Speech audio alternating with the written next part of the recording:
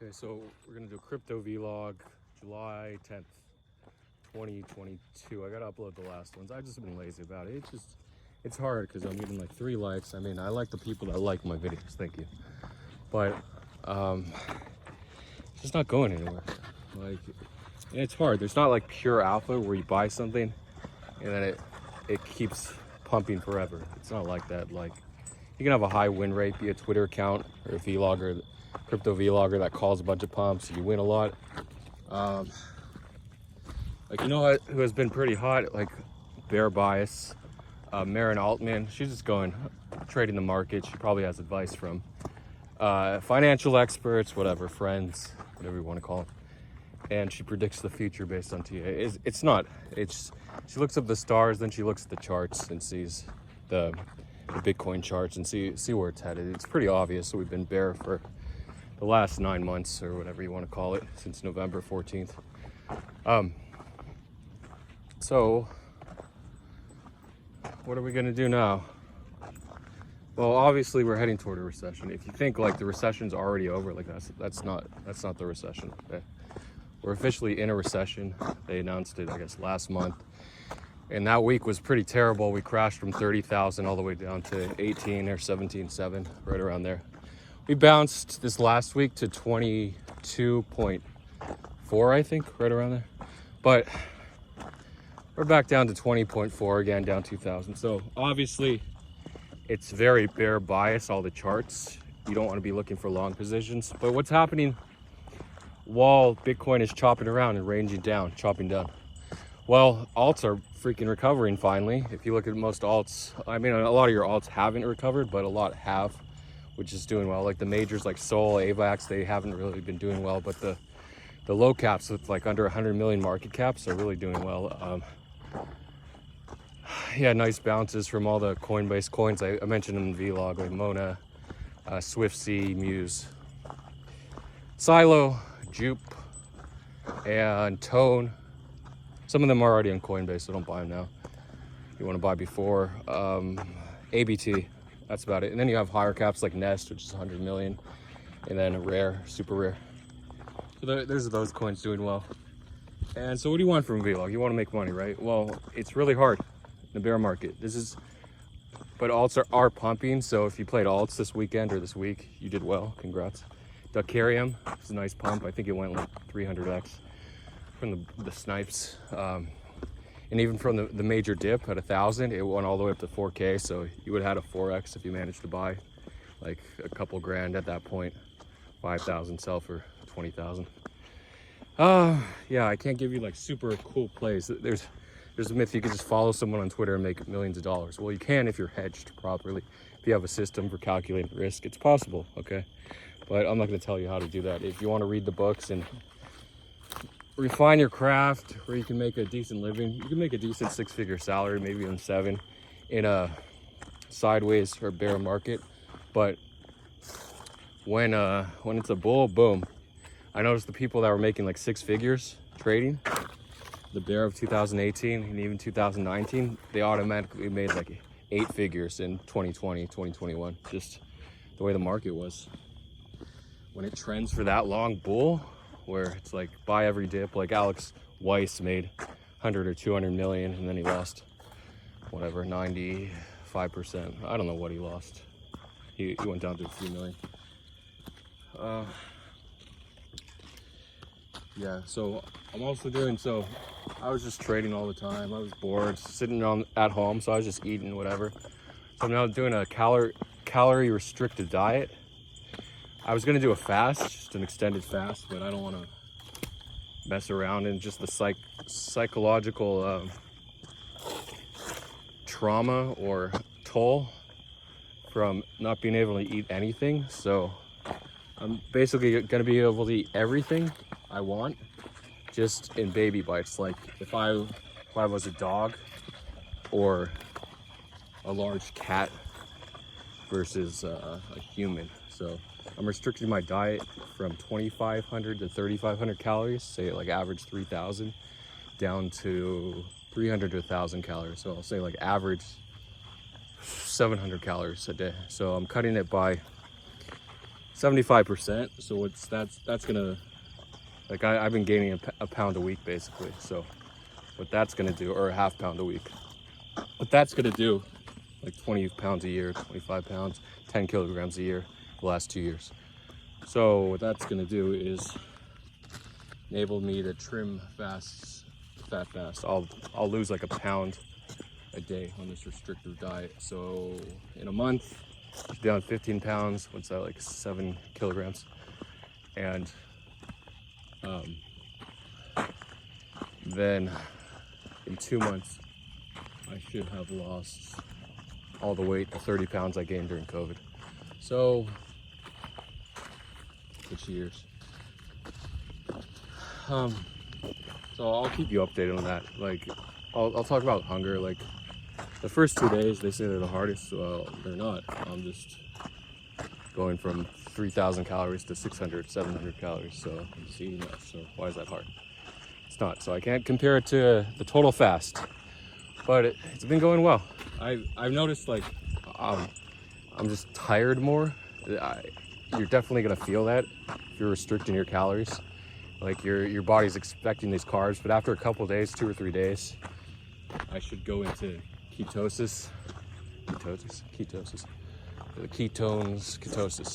where my body starts burning fats instead of carbs. So that's gonna be good. So how is it gonna affect my strength?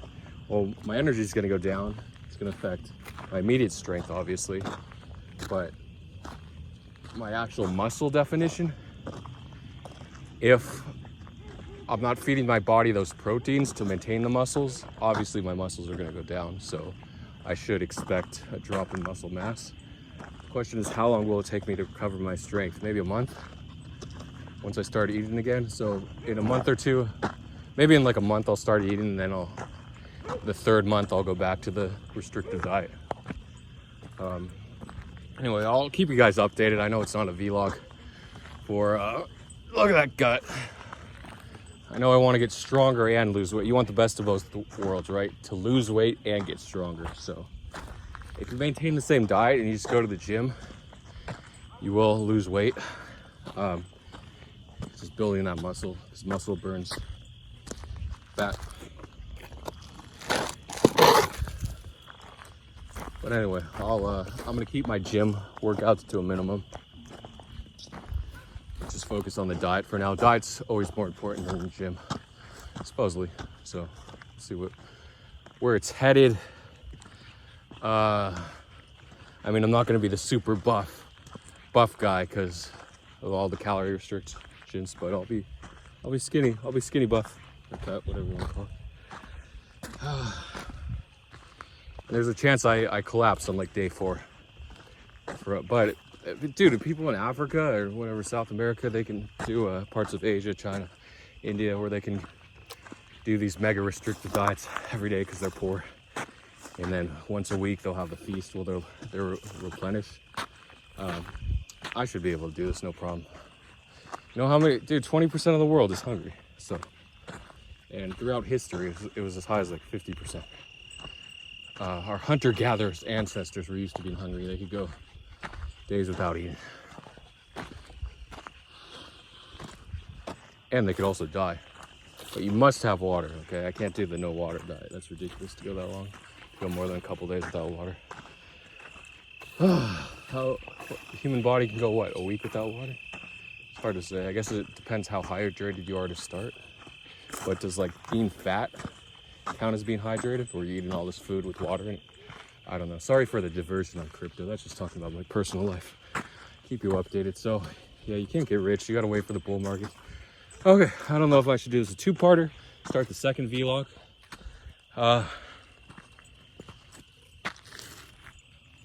You all here?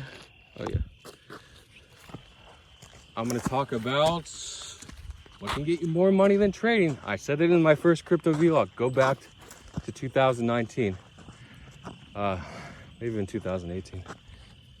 But 2019, I said the builders, the bidlers are gonna be the ones that make all the money. Look, you think Suzu?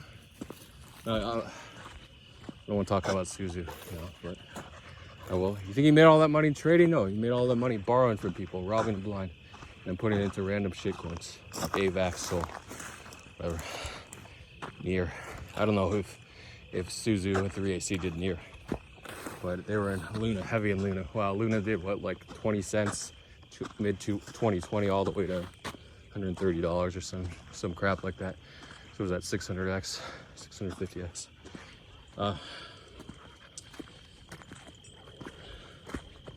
You just had to sell on the way up. I don't think anyone held the whole way. You'd be retarded, absolutely retarded. But a lot of people put their stables, their USDT converted to USTC, and then lost it all, or lost 90% so far with the payouts so far, 10%, whatever it was.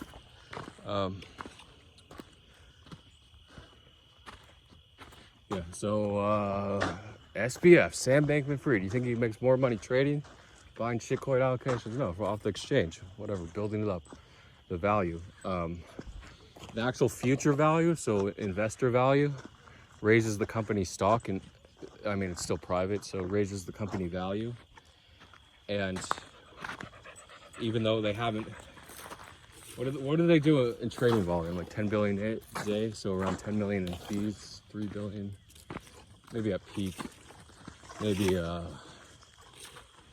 2 billion in profits and fees, and then the cost to maintain the exchange is what, like 300 million a year? I don't know. So they do close to like 2 billion in pure profit. So that obviously that exchange is going to be worth 50 billion. You might think, oh, it's only been around 3 years. Why isn't it worth 5 billion or whatever, 10? Because they're valuing the future worth of it. So if that SBF owns 50%, he's worth like 25 billion. And obviously the value goes down in the bear market, like we're approaching.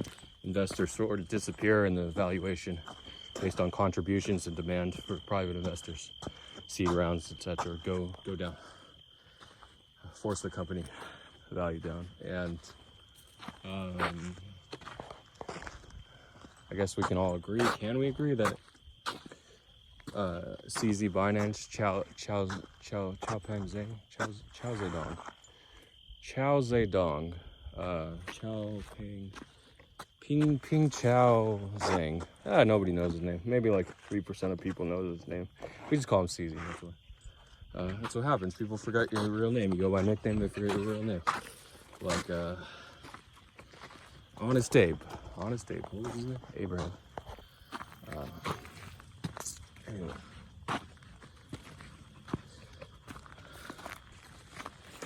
What's the next topic of discussion? Oh wow, look at that. It's like right on my light. Hello, moth. You like my light? Come to my house. I got lots of lights there. Come into my bed. Boom, boom. No, that's illegal. I just said it's illegal. Do not do what I did. So,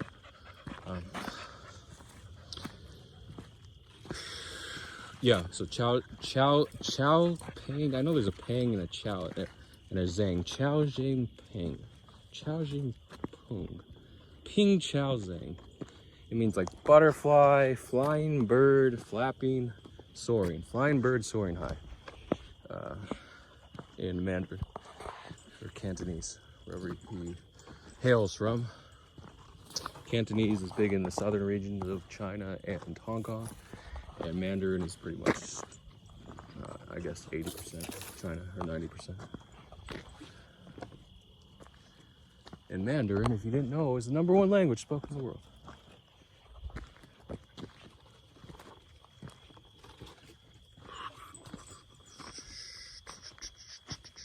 As a primary, obviously English is #1 if you count secondary language.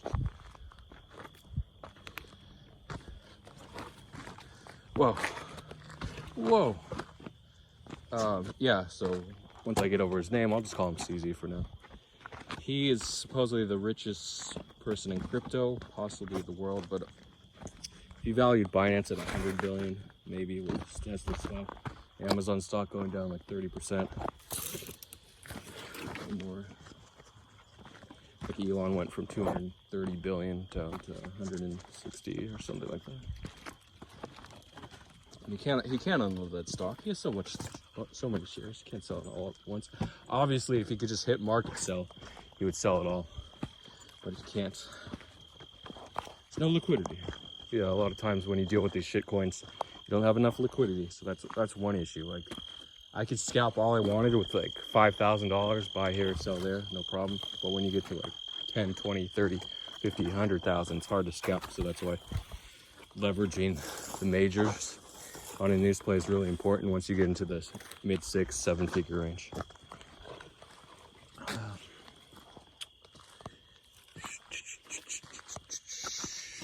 Oh yeah, so go back to my point, building. You make more money building. He didn't trade shit coins. He just held his BNB and his Bitcoin. And that's it. And then he built, he's getting those fees, whatever, 5 billion a year.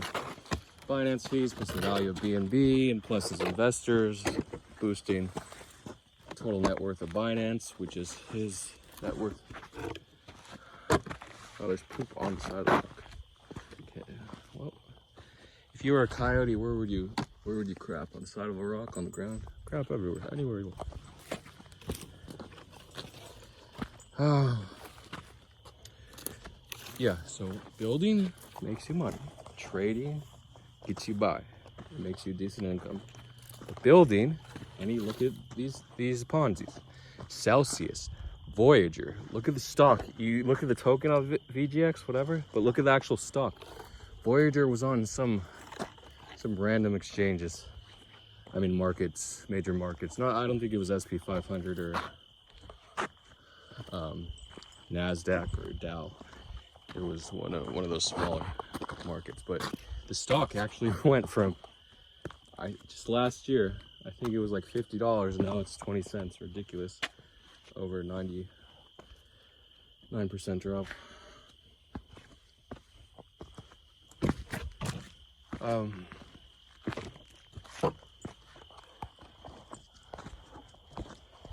So yeah, you form companies like Celsius. They tried to get me into Celsius in like December 2020 when crypto was booming again. Bitcoin was breaking 20,000, but I just didn't understand, how could they pay you yields just by holding? I didn't understand. They were paying in Celsius tokens. Yeah, you could convert, but Celsius paid you in Bitcoin. Where's that Bitcoin come from? Other investors. That's a Ponzi scheme. You might argue it's not a Ponzi, so we'll look at Hex token by Richard Hart. That goes up based on people demanding it. We said it's not a Ponzi scheme. Well, it isn't. It isn't a Ponzi scheme because you get your tokens, whatever you think they're worth. But it is a Ponzi because they buy the Hex tokens and it goes up and up and up and up and up. So, but they're getting their tokens. So is it a Ponzi scheme? And they convince investors, lock it up for 5 or 10 years. Good luck with that. I mean, they might be rich, sure. I won't know unless we wait 5 or 10 years. Hope maybe it comes back. People are actually still buying Hex, and then Pulse Chain is coming out. See what happens with that. So, going back to my point, if you don't build, it's gonna be trading like a degen and squeaking by unless it's a bull market. So, build in the bear. The problem is you won't get investors in the bear, so it's gonna be hard. You're actually gonna have a real product or be connected to major investors like Pantera. I used to be able to list 3AC in like the top 3 investors, but I can't anymore. Pantera Capital, Delphi Digital, those are 2 big ones. Moon Rock, or whatever it was, Rockefeller. Hey Bonnie, it's good to see you. Where were you? Hi.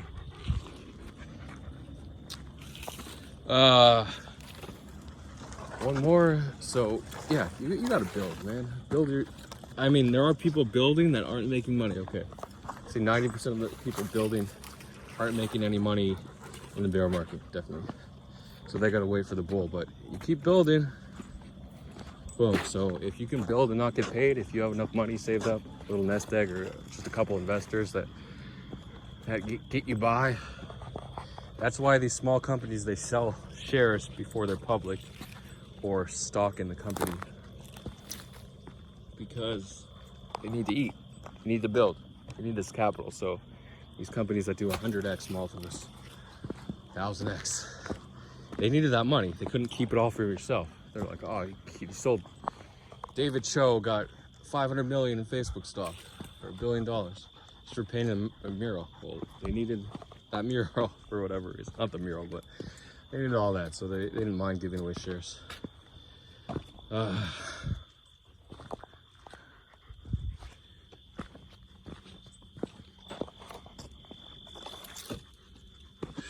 So, what do you build now? Well, Ponzi's obviously. That's one way to make money, but you can build just tools that make it easier for people to gain access to crypto, whether it's software, kiosks for buying Bitcoin, crypto, website integration with major apps, like if you can get a partnership to sell Bitcoin, but everyone's selling Bitcoin and crypto now, so it's gonna be impossible. But just like popular, like even social media influencers, if you can partner with them to show your service. But weren't they banned from TikTok for a while? But Instagram never banned crypto influencers. So you can, and Twitter too. So you get them to pump your company. But in a bear market, you're not gonna make money. You want them to pump it in a bull. So what do you do in a bear? But users, if you can get those users in a bear by showing it, you're not gonna get many users because it's a bear. So it's catch-22. Gaining users, even if you're not gaining money, won't happen in a bear. So unless you're blowing cash, you're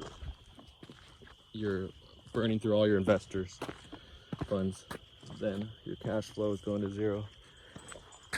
So it's really hard to get investors that way. But in the bull market, they'll come. You'll have built your service up. You'll have partnered with your influencers, and boom.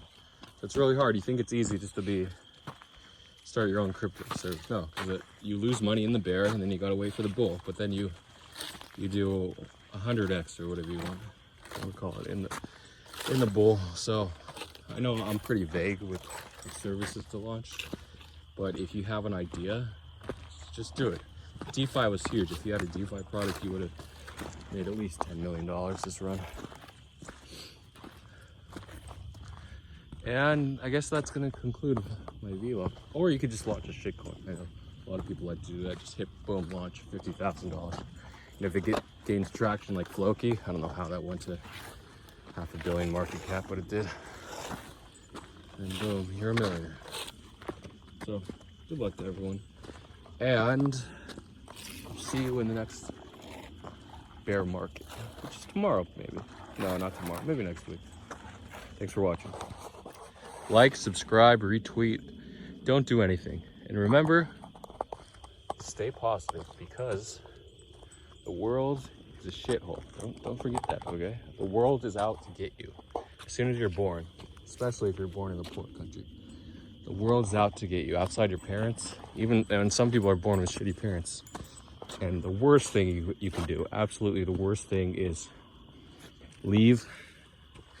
Unless you have like a really, really, really deadbeat husband or wife, to leave them and then raise kids as a single parent.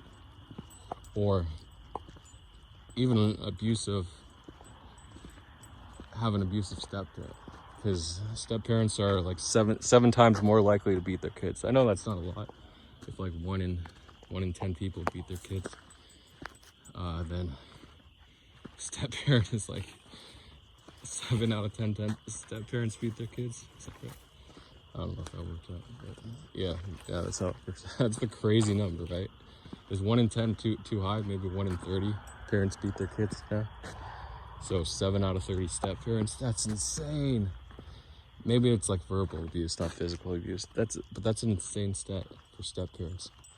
It's so wait, 5 out of 10, yeah, 5 out of 10 parents beat their kids, and 35 out of 10 step-parents, which is impossible. So it has to be like less than 1 out of 10, or equal to 1 out of 10 parents.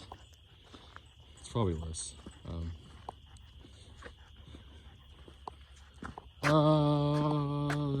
Yeah, so I was going back to my point. The world is shit. Well, everyone is out to get you as soon as you're born. You have people that are nice to you because they want to live in a happy society, but no one's going to give up their piece of meat at the table for you. They're not going to drop off that meat at the fucking dumpster where you are just because they're thinking about you. No, they're going to eat the meat, and when they're full, they're going to drop off whatever scraps in their trash, and then it's going to go to the dump, and you're going to have to eat out of the dump okay? Why is it that way? It's because we have something called genetics, based on gene theory and heredity, that says we want to pass on our genes to our closest relatives, which are our children, and like brothers and sisters after, and cousins, blah, blah, blah, aunts, uncles. And that's why you're first, okay? You're first, and then your relatives are second, and your neighbors come third, and then strangers is down the list, okay? Because we share some of our DNA, I mean most of our DNA with other humans around the world, with all humans. We want to help them based on genetic theory. But wait, no, it's just called survival of the fittest, natural selection, Darwin. So based on that, we want to help other humans around the world, but we're not that close to them. So if we have enough for us, I want to build a house. Like, do I need a basketball court? Do I need a tennis court if I'm not a tennis player? No. Do I need a swimming pool if I don't like to swim? No. I'm going to build that. Do I need a rec room over here? No. I don't do anything there. And why don't I donate that $100,000 to a person in another country to build a school or something? Because I don't care, okay? They're not closely related to me. If I have millions, yeah, I'll donate 100,000. But not that. That's the way natural selection and genes work. Okay? That's a sad part of the world. Everybody's out to get you, basically, except your immediate family. And if you're really unlucky, you have a dad or stepdad that's out to get you, or a mom. Usually with girls or women, it's their moms if they have rocky relationships with, if they have issues. Not really their dads. For whatever reason, they're closer with their dads a lot of times, unless their dad's a deadbeat. And then with boys, they're usually closer with their moms.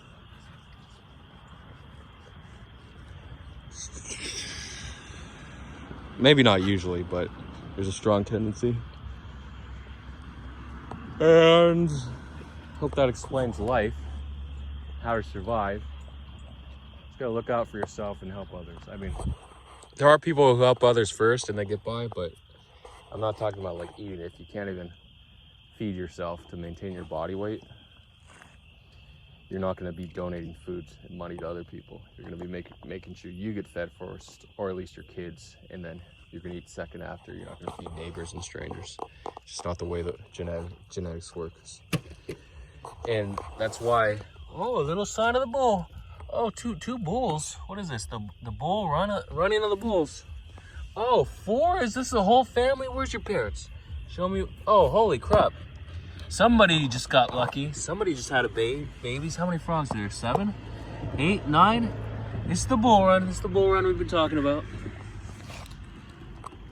What's in the hole? Is that where your den is? Is that where you have all the little babies? Oh, you know, where's your mama and daddy? Where are they? They're off doing their own thing. They don't give a fuck about you. That's what I'm talking about. I don't want to step on these guys. Holy crap. Wow. I'll do a separate frog vlog. Thanks for watching. Like, subscribe, retweet.